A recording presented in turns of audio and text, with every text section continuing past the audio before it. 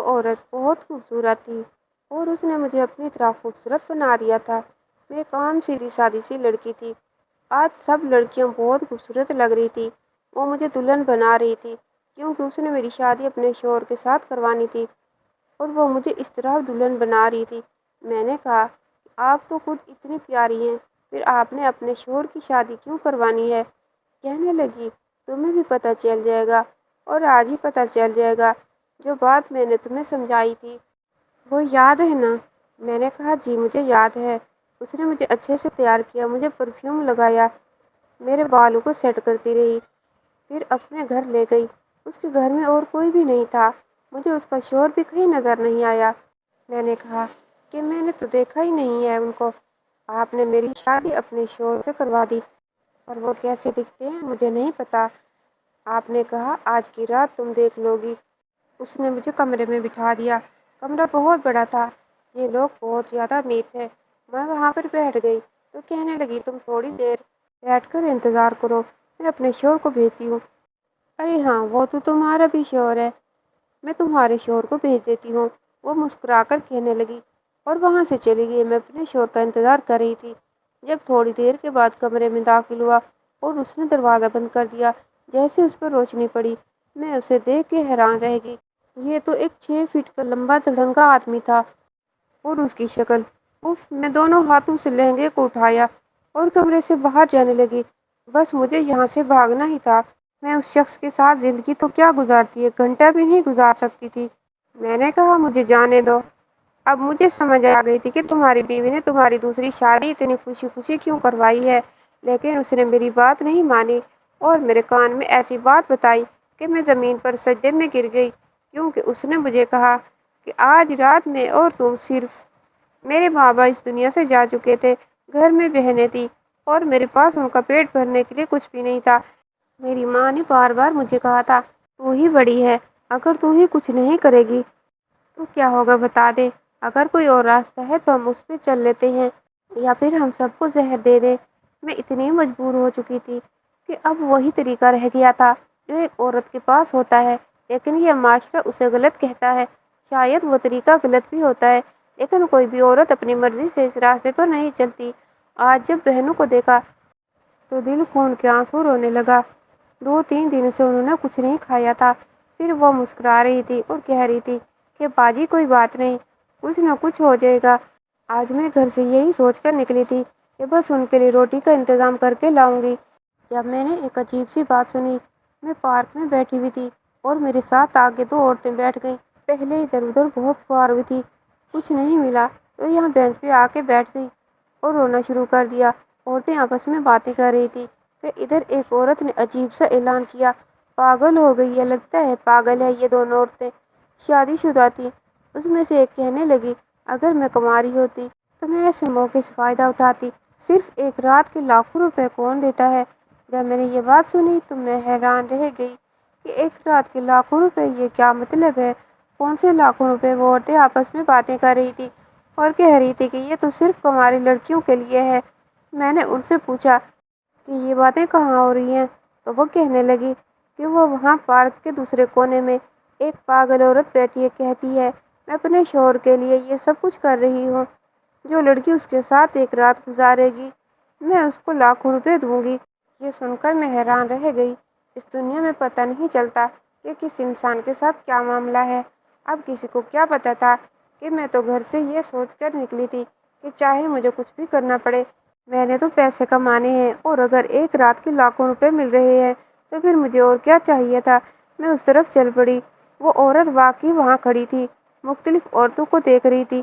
وہاں تو اتنی ساری لڑکیاں کھڑی تھی، اس کا مطلب کہ سب میرے جیسے مجبور تھی، لیکن پھر پتہ چلا کہ کوئی بھی سنجیدہ نہیں تھی کیونکہ لوگ شک میں تھے، لیکن مجھے کسی بات کی کوئی پرواہ نہیں تھی۔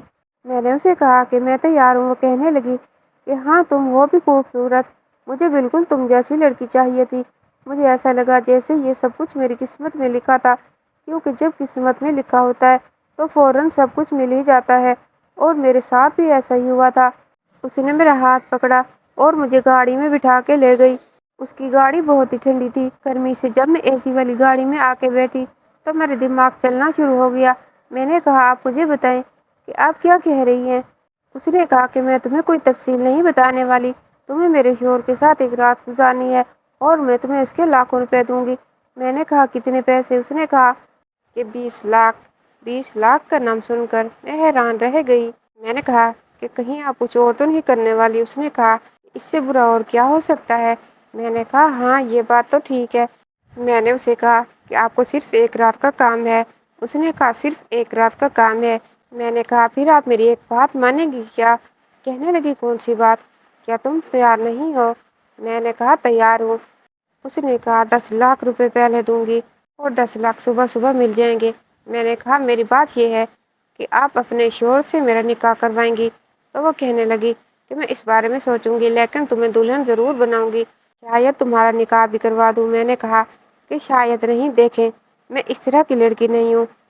اس بات پر وہ ہنسنے لگی۔ اور کیوں ہنس رہی تھی؟ اس نے مجھے یہ بات نہیں بتائی۔ اس نے کہا ٹھیک ہے چلو تمہارا نکاح بھی کروا دیں گے۔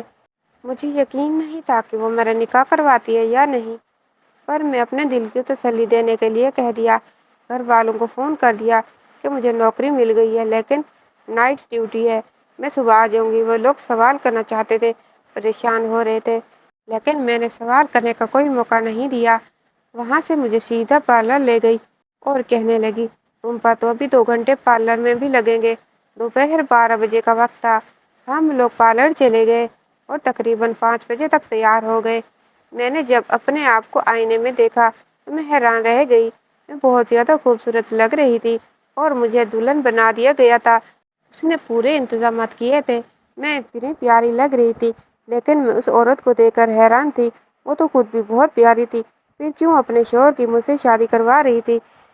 جب مجھے دلہن بنا کر اس طرف بٹھا دیا گیا، وہ میرے پاس آ کر بیٹھ گئی۔ اس نے مجھے ایک نظر سر سے پاؤں تک دیکھا لیکن کچھ نہیں بولی۔ میں نے کہا کہ اگر آپ برا نہ مانے تو میں آپ سے بات پوچھ سکتی ہوں؟ وہ کہنے لگی کہ مجھے پتہ ہے تم کیا پوچھو گی۔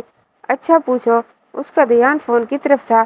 میں نے کہا آپ اپنے شوہر سے میری شادی کروا رہی ہیں اور یہ سب کچھ کروا رہی ہیں لیکن صرف ایک رات کے لیے، کیا مجھے پوچھنے کا حق نہیں ہے؟ اس نے کہا ہاں تمہیں پوچھنے کا حق ہے لیکن میں تمہیں بعد میں سب کچھ بتا دوں گی۔ خیر تم مجھے اکاؤنٹ نمبر بتا دو جہاں تمہارے 10 لاکھ روپے شفٹ کر دوں۔ میں نے کہا کہ غریبوں کے اکاؤنٹ نمبر نہیں ہوتے بیگم صاحبہ، آپ مجھے ہاتھ کے ہاتھ دے دیجیے۔ اس لیے کہا پھر کسی کو بلاؤ جس کو یہ پیسے دے کر بھیج سکوں۔ میں نے کہا نہیں مجھے آپ پر پورا بھروسہ ہے، صبح خود ہی پیسے لے کر چلی جاؤں گی۔ تو کہنے لگی کہ ٹھیک ہے۔ میں تھوڑی پریشان تھی تو اس نے کہا تم پریشان کیوں لگ رہی ہو؟ تمہارا نکاح بھی تو کروا رہی ہو۔ اس نے تھوڑی دیر کے بعد مولوی صاحب کو بلا لیا اور 4 گواہوں کو بھی۔ اس نے کہا میرے شوہر نے اس پر دستخط کر دیے، اب تم بھی کر دو۔ میں نے جب نکاح نامے کی طرف دیکھا تو واقعی دستخط ہو چکے تھے، میں نے بھی کر دیے۔ ایک طرح سے میں مطمئن ہو گئی کہ ہمارا نکاح ہو گیا ہے۔ اس نے کہا لیکن یہ نکاح صرف ایک دن کا ہے اور اس نے میری ویڈیو بھی بنا لی ہے۔ میں نے کہا جی وہ سارے ثبوت بھی لے رہی تھی تاکہ کل کو میں اپنی بات سے نہ پھروں، لیکن مجھے اپنی بات سے پھرنے کی کیا ضرورت تھی؟ مجھے تو 20 لاکھ روپے مل رہے تھے۔ میں نے سوچ لیا تھا کہ میں کچھ چھوٹی سی دکان بنا لوں گی اور رزق حلال کما سکوں گی، لیکن دل میں ایک عجیب سا خیال بھی آ رہا تھا کہ میں کیا کرنے جا رہی ہوں۔ میرے ماں باپ کو اگر پتہ چلتا تو وہ کتنا برا مانتے، لیکن میں اور کیا کر سکتی تھی؟ میرے پاس اور کوئی راستہ نہیں تھا۔ میری آنکھوں میں آنسو آئے۔ وہ کہنے لگی کہ رو نہیں، تمہیں نہیں پتا کہ میرے شوہر کتنا حسن پرست ہے۔ اس کے منہ سے یہ بات نکلی تو میں ڈر گئی۔ میں نے کہا کیا مطلب کہ وہ حسن پرست ہے؟ تو کہنے لگی ارے وہ مرد ہی نہیں ہوتا جو حسن پرست نہیں ہوتا۔ تم پریشان کیوں ہو رہی ہو؟ تمہیں پریشان ہونے کی ضرورت نہیں ہے۔ میرے شوہر ایک بہت امیر آدمی ہے، بہت اچھا انسان ہے، اسے پتا ہے کہ عورت کے ساتھ کس طرح سے پیش آتے ہیں۔ تم بالکل بھی پریشان نہیں ہو، اب تو تمہارا نکاح بھی ہو گیا ہے، اس لیے تو تمہیں پریشان ہونے کی یا فکر کرنے کی ضرورت ہی نہیں ہے۔ وہ جو بار بار مجھے کہہ رہی تھی کہ پریشان نہیں ہونا، اتنی ہی زیادہ پریشان ہو رہی تھی۔ خیر وہ مجھے اپنے گھر لے کر چلی گئی۔ اس کا گھر بہت بڑا تھا۔ اس نے مجھے ایک کمرے میں بٹھا دیا جو کہیں سے بھی مجھے کسی امیر آدمی کا نہیں لگ رہا تھا۔ وہ کہنے لگی کہ تم یہیں بیٹھو اور یہ فون اپنے پاس رکھو، اس فون سے کسی کو فون کرنے کی کوشش مت کرنا اور تم کر بھی نہیں سکتی۔ جب میں تمہیں اس سے میسج کروں تو تم نے سامنے والے کمرے میں چلے جانا ہے اور جا کر بستر پر لیٹ جانا۔ میں نے کہا کیا مطلب؟ اس نے کہا جو سمجھا رہی ہوں وہ تمہیں سمجھ نہیں آ رہا کیا مطلب سے تمہارا کیا مطلب ہے، جا کر لیٹ جاؤ وہاں پر، بس تمہیں میرے شوہر سے بات کرنے کی کوشش سے کوئی بھی بات نہ کرے جیسے کہ ایک دلہن ہوتی ہے، بالکل اس طرح سے جا کر بیٹھ جانا۔ تم نے اپنی زبان نہیں کھولنی، یہ بات یاد رکھنا۔ میں نے کہا آپ نے ادھر تو ایسی کوئی بات نہیں کی تھی۔ تو اس نے کہا ہاں تو تمہیں کیا لگتا ہے کہ میں تمہیں ایک رات کے 20 لاکھ روپے کیوں دے رہی ہوں؟ ظاہر ہے کچھ نہ کچھ تو ایسا ہوگا جو نارمل نہیں ہوگا۔ میں نے کہا ویسے یہ نارمل نہیں ہے، اگر آپ اپنے شوہر کی دوسری شادی کروا رہی ہیں وہ بھی ایک رات کے لیے اور مجھے بھی لاکھوں روپے دے رہی ہیں، ہاں مجھے پتا تھا یہ سب اتنا نارمل نہیں ہوگا، لیکن میں یہ کیسے کروں گی؟ اگر انہوں نے مجھ سے کوئی بات پوچھ لی، کوئی سوال کر لیا تو کہنے لگی کوئی ضرورت نہیں ہے تمہیں جواب دینے کی، اگر ایسی کوئی بات ہوئی جس کا جواب ہاں میں ہو تو وہ تم ہاں میں سر ہلا دینا، باقی سب کچھ میں سنبھال لوں گی، تمہیں بس اتنا ہی کرنا ہے۔ کیا اتنا نہیں کر سکتی تم؟ تو پھر یہاں تک کیوں آئی ہو؟ میں دیکھ رہی تھی کہ اس عورت کو بہت غصہ آیا تھا، یہ اپنے فون میں کافی دیر سے لگی ہوئی تھی، بار بار وائس کرتی اور وائس سننے کے لیے فون کو کان سے لگاتی تاکہ کوئی اور نہ سن سکے۔ فون پر دوسری طرف جس کو ایک پل کی خبر دے رہی تھی وہ مجھے ایسا لگتا تھا کہ وہ اس کو شوہر ہی تھا، کیونکہ جب نکاح ہو گیا تو اس نے یہ بھی کہا کہ ہاں کروا دیا ہے، وہ شخص اس کے لیے فکر مند تھا۔ اگر ان دونوں میں اتنا عجیب پیار تھا تو پھر میرے ساتھ یہ سب کیوں ہو رہا تھا؟ مجھے پیسوں سے مطلب ہونا چاہیے تھا، لیکن میں کاروباری لڑکی نہیں تھی جو ہر وقت پیسوں کے بارے میں سوچتی رہتی، اس لیے میں ہر طرح سے سوچ رہی تھی خیر اب وہ ٹھیک کہہ رہی تھی کہ اگر میں یہ سب کچھ نہیں کر سکتی تھی تو مجھے یہاں تک آنا نہیں چاہیے تھا۔ اس نے مجھے ایسی اور بھی بہت سی باتیں سمجھائی جو میں ابھی آپ لوگوں کو نہیں بتا سکتی، پر میری اس کہانی میں آگے چل کر آپ لوگوں کو خود ہی پتہ چل جائیں گی، اور اس پوائنٹس پہ مجھے یہ نہیں پتا تھا کہ آج میری زندگی کا سب سے عجیب اور سب سے مشکل دن ہے، یہاں تک کہ رات بھی بہت ہی مشکل ہونے والی تھی۔ میں اس کمرے میں بیٹھ گئی اور اس نے مجھے کہا جیسے ہی میں تمہیں میسج کروں، میسج میں جو بھی لکھا ہو تو میں اس کا مطلب یہی سمجھنا کہ تمہیں سامنے والے کمرے میں جانا ہے، سیدھی جا کر بستر پر لیٹ جانا۔ میں فوراً وہاں چلی گئی اور میں یہ دیکھ کر حیران رہ گئی کہ وہ باہر کا دروازہ کھلا چھوڑ گئی تھی۔ میں یہاں سے بھاگ بھی تو سکتی تھی، میں ڈر بھی تو سکتی تھی، لیکن شاید اس نے پہلے ہی اندازہ لگایا تھا کہ میں بھاگنے والوں میں سے نہیں ہوں۔ خیر میں وہاں بیٹھی رہی اور مجھے ایسا لگتا تھا کہ وہ مجھے یہاں بٹھا کے بھول گئی ہے، پر تھوڑی دیر کے بعد اس فون پر میسج آیا، لکھا تھا کہ جاؤ کمرے میں۔ میں اپنا لہنگا سنبھالتی ہوئی اٹھی اور کمرے کے اندر چلی گئی اور سیدھی جا کر بستر پر لیٹ گئی۔ مجھے نہیں لگتا کہ کمرے میں کوئی اور تھا، لیکن کمرے میں اندھیرا بھی تھا، میں پوری طرح سے نہیں لیٹی تھی، بس نیند راز ہو کر بیٹھ گئی تھی، آس پاس دیکھنے کی کوشش کر رہی تھی پر اندھیرے میں کچھ نظر نہیں آ رہا تھا۔ میں کہاں تھی اور یہ کمرہ کس کا تھا مجھے نہیں پتا تھا، لیکن یہاں سے بہت زیادہ اچھی خوشبو آ رہی تھی اور آس پاس بہت بڑے بڑے اور مہنگے فرنیچر پڑے ہوئے نظر آ رہے تھے، شاید یہی اس کے شوہر کا کمرہ تھا، پر اس کی لائٹ کیوں بند تھی اور اس کا شوہر کہاں تھا؟ جب میں وہاں بیٹھ گئی تو مجھے آس پاس صرف خاموشی سی محسوس ہو رہی تھی۔ میں نے رونا شروع کر دیا کیونکہ مجھے ڈر لگ رہا تھا، میری ماں اور میری بہنیں میرے لیے ضرور فکر مند ہوں گی، وہ مجھ سے رابطہ کرنے کی کوشش کر رہی ہوں گی، لیکن میرے پاس تو کوئی فون نہیں تھا۔ میں نے پہلے بھی ان کو بازار کے فون سے میسج کر کے بتایا تھا کہ وہ بہت پریشان ہوں گی کیونکہ میں نے گھر سے باہر کبھی بھی رات نہیں گزاری تھی، اور وہ بھی اس طرح۔ ان کو کیا پتا تھا کہ میں کس حد تک پہنچ گئی تھی، کیا کر رہی تھی؟ یہ سب کچھ بہت عجیب تھا، لیکن یہ نہیں پتا تھا کہ ابھی اس سے زیادہ عجیب کچھ ہونے والا تھا۔ کبھی کبھی ہم اندازہ نہیں لگا پاتے کہ ہماری زندگی میں کیا ہونے والا ہے۔ ایک مجبور انسان کی زندگی کسی ایسے رائٹر کی لکھی ہوئی کہانی ہوتی ہے جس نے زیادہ سوچ سمجھ کے نہیں لکھا ہوتا، اس کی کہانی میں کچھ بھی ہو سکتا ہے۔ مجھے بھی میری زندگی اب ایسی ہی لگ رہی تھی اور میں یہ سوچنے سے قاصر تھی کہ آگے کیا ہونے والا ہے۔ اس کا شوہر کہاں تھا؟ مجھے اس کمرے میں کیوں بند کیا گیا تھا اور وہ خود یہاں سے کیوں غائب ہو گئی تھی؟ ابھی تک میں نے اس کے شوہر کو نہیں دیکھا تھا، ویسے ٹیکنیکلی اب وہ میرا شوہر بھی تھا، لیکن وہ تھا کہاں؟ تھوڑی دیر کے بعد کمرے کے دروازے پہ ہلچل کی آواز ہوئی، کوئی کمرے کے اندر داخل ہوا، اس نے بھی لائٹ آن نہیں کی اور وہ سیدھا باتھ روم کیوں چلا گیا تھا؟ ایسا لگتا تھا کہ اس کو پتہ ہی نہیں کہ کمرے میں کوئی بیٹھا ہے، اور مجھے بھی تو یہاں پر اسی طرح سے بٹھایا گیا تھا کہ مجھے کہا تھا کہ تم نے ایک لفظ بھی نہیں بولنا، اس نے باتھ روم میں بہت زیادہ وقت لگایا، وہ گانا بھی گنگنا رہا تھا۔ اس کی آواز سے وہ مجھے 28 سے 30 سال کا آدمی لگ رہا تھا۔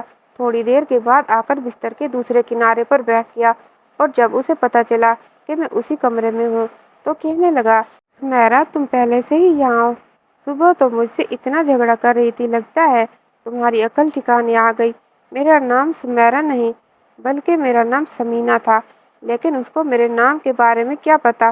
لیکن کیوں نہیں پتا تھا؟ ہمارا تو نکاح ہوا تھا، کہیں سمیرا اس کی بیوی کا نام تو نہیں تھا؟ ورنہ وہ یہ نام کیوں بول رہا تھا؟ اور مجھے تو بولنے کا حکم نہیں تھا۔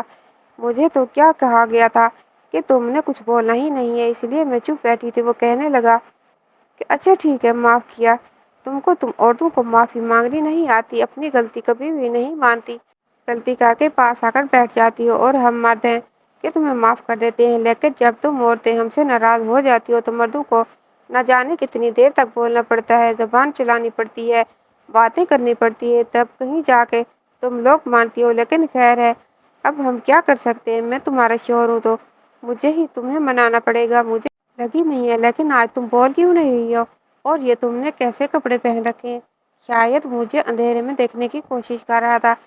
میرے منہ سے چیخ نکلی، میرا ہاتھ لیمپ پر جا لگا اور روشنی ہو گئی۔ مجھے اس عورت نے کہا تھا تم نے نہ تو لائٹ آن کرنی ہے نہ ہی اپنے منہ سے کوئی بات نکالنی ہے۔ اس شخص کی طرف جب میں نے دیکھا میں حیران رہ گئی، وہ بری طرح سے حیران تھا۔ اس کے بعد جو ہوا وہ کچھ بہت ہی عجیب لگا تھا، لیکن جیسے ہی صبح کی روشنی پھیلی کسی نے دروازے پر بری طرح سے دستک دینا شروع کر دیا۔ پتہ نہیں کون تھا، لیکن ایسا انداز تھا جیسے چور کے دروازے پر پولیس دستک دیتی ہے۔ تھوڑی دیر کے بعد دروازہ کھل گیا تو سامنے وہی عورت کھڑی تھی مجھے یہاں تک لے کے آئی تھی، اور اس کا نام بھی سمیرا تھا۔ وہ اکیلی نہیں تھی، اس کے ساتھ ایک بوڑھی عورت، کچھ مرد، کچھ عورتیں بھی تھیں۔ کہنے لگی، یہ دیکھیں آپ کا بیٹا کیا کر رہا ہے؟ میرے ساتھ نکاح میں ہوتے ہوئے کسی اور لڑکی کے ساتھ اس کمرے میں، توبہ توبہ، دیکھیں اس نے یہ سب کچھ کیا ہے۔ میں سن کر بہت ڈر گئی اور ان لوگوں کی نظروں کا شکار ہونے لگی، اور اس کا شوہر جس کا نام حسن کمال تھا وہ چپ چاپ کھڑا تھا۔ تو رشتہ داروں نے کہا کہ کل تک تو تم بہت اچھے شوہر بن رہے تھے، کہہ رہے تھے اس لیے کہ بیوی سے بڑھ کر میرے لیے کچھ نہیں، اور اب یہ سب کیا ہے؟ اس کا مطلب کہ تم غلطی پر ہو۔ وہ چپ کر کے ساری باتیں سن رہا تھا، اور اس کی بیوی بھی حیران ہو رہی تھی کہ یہ کوئی رد عمل کیوں نہیں دے رہا۔ پھر اس نے کہا، اس میں برا کیا ہے؟ اس لڑکی کا تو میرے ساتھ نکاح ہوا۔ مجھ سے ایک آدمی نے پوچھا جو ان میں سب سے بڑا تھا، کہنے لگا، اے لڑکی بتا، تو نے اس کے ساتھ نکاح کیا ہے؟ میں نے کہا میں نے کیا ہے۔ تو سمیرا نے فوراً کہا کہ کوئی نکاح نہیں ہوا، اسے کہو کہ ثبوت پیش کرے۔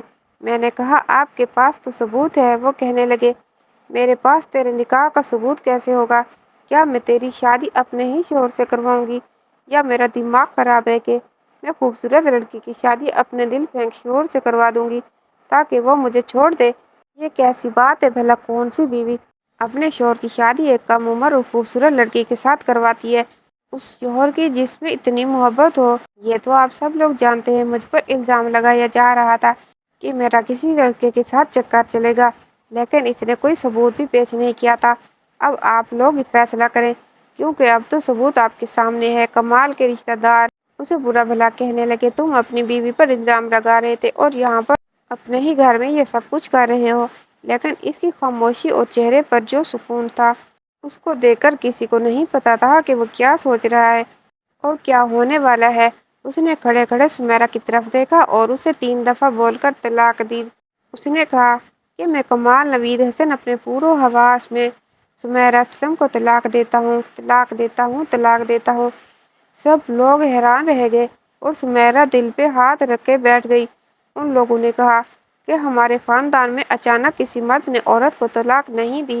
ایک تو نے غلطی کی، اور اوپر سے ہم سب کے سامنے اس بھلی عورت نے میرے خلاف پلان بنایا، اور اتنا گھٹیا پلان کیا۔ آپ لوگ سن لیں گے تو اپنے کانوں کو ہاتھ لگا لیں گے۔ یہ تو بیچ میں میری بچت ہو گئی، آنکھ کھل گئی۔ میں نے اس لڑکی کا چہرہ دیکھ لیا، ورنہ کیا سے کیا ہو جاتا۔ اس نے اس لڑکی سے جھوٹ بولا کہ اس کا میرے ساتھ نکاح کروایا ہے، جبکہ کوئی نکاح نہیں ہوا، کیونکہ مجھے تو اس نکاح کے بارے میں پتہ بھی نہیں تھا۔ نکاح نامہ بھی جھوٹا تھا۔ بیوٹی پارلر میں بیٹھ کر کون سا نکاح ہوتا ہے؟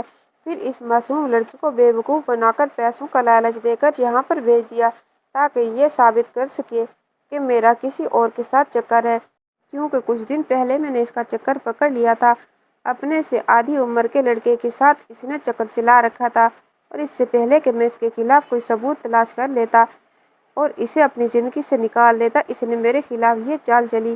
ایک تو یہ بے وفا اور بد کردار عورت، اوپر سے یہ چالیں بھی چلتی ہے، جھوٹ بھی بولتی ہے، دھوکہ بھی دیتی ہے۔ ایسی عورت کو میں اپنی زندگی میں کیوں رکھوں؟ بس نکال دیا میں نے اس کو اپنی زندگی سے، اور اب میں اسی لڑکی سے شادی کروں گا، یہی بنے گی میری بیوی۔ یہ بات سن کر میں حیران رہ گئی، اور اس نے مجھے عزت سے میرے گھر بھجوا دیا۔ میں واپس آ کر اپنے ماں باپ کو سب کچھ بتایا۔ اس کو تو یہ سمجھ نہیں آ رہا تھا کہ وہ مجھے ڈانٹے یا اللہ کا شکر ادا کرے کہ میں صحیح سلامت واپس آ گئی تھی، کیونکہ ہوا یہ تھا، جلدی سے میرا ہاتھ لیمپ پہ لگ گیا تھا اور کمرے میں روشنی ہو گئی تھی۔ مجھے کیا پتا تھا کہ امیروں کے سائڈ ٹیبل پر لیمپ رکھا ہوتا ہے، جن کا بٹن بالکل بستر کے پاس ہی ہوتا ہے۔ اس نے میری شکل دیکھ لی اور پوچھا، کون ہو تم؟ میں تمہیں اپنی بیوی سمجھ رہا تھا اور مجھے مجبوری میں سب کچھ بتانا پڑ گیا۔ میں نے کہا کہ میں آپ کی بیوی ہی تو ہوں۔ اس نے مجھے بتایا کہ میرا تو تمہارے ساتھ کوئی نکاح نہیں ہوا۔ اس نے رات بھر مجھے ہاتھ تک نہیں لگایا اور ایک سائڈ پر بیٹھ گیا۔ پھر وہی ہوا جس کی امید تھی کہ صبح اس عورت نے سارا رشتہ داروں کو اکٹھا کیا، خاندان کے معززین کو ایک ساتھ جمع کر کے اس کے سامنے کمال حسن کو بدکردار ثابت کرنا چاہتی تھی، لیکن اس کی یہ چال اسی پر بھاری پڑ گئی، اور اس طرح میں ایک امیر آدمی کی بیوی بن گئی۔ اور اس نے میری بہنوں کو بھی اپنے ہی گھر بلا لیا اور میری ماں کو بھی، اور اب وہ سب یہیں رہتی ہیں، اور اس نے میری دو بہنوں کے بہت اچھی جگہ رشتے بھی کروا دیے، جن کی شادی ایک ہی دن طے پائی تھی، اور دونوں خوش ہیں۔ اب میری ایک بہن رہ گئی ہے، وہ پڑھائی کر رہی ہے، اور میری ماں کا علاج بھی کروا رہا ہے۔ اس دنیا کا سب سے اچھا شوہر ہے، اور میں اس کے ساتھ بہت خوش ہوں۔ میں جو کہتی ہوں وہ مجھے لا کر دیتا ہے اور کہتا ہے کہ تم ایک معصوم لڑکی تھی، شاید تمہاری مدد کرنے کے لیے ہی اللہ نے مجھے تم سے ملایا تھا، کیونکہ اگر تم مجبوری میں یہاں تک آ گئی تو کل تمہارے ساتھ پتہ نہیں کیا ہوتا۔ وہ ٹھیک کہہ رہا تھا کہ واقعی میرے ساتھ کیا ہوگا اگر وہ میری مدد نہ کرتا۔ آج ہم دونوں میاں بیوی ایک پاک رشتے میں ہیں، اور اللہ کا شکر ہے کہ ایک دوسرے کے ساتھ ہیں، اور سب کچھ بالکل ٹھیک ہے۔ آپ لوگ بتائیں، اگر آپ میں سے کوئی میری جگہ ہوتا تو کیا کرتا؟ اور کمال حسن نے جو کیا وہ صحیح کیا یا نہیں؟ کہانی کیسی لگی کمنٹ باکس میں رائے کا اظہار کیجیے گا، اور کہانی کو لائک اور چینل کو سبسکرائب کیجیے گا۔ انشاءاللہ تعالیٰ اگلی کہانی کے ساتھ حاضر ہوں گے۔ اللہ حافظ۔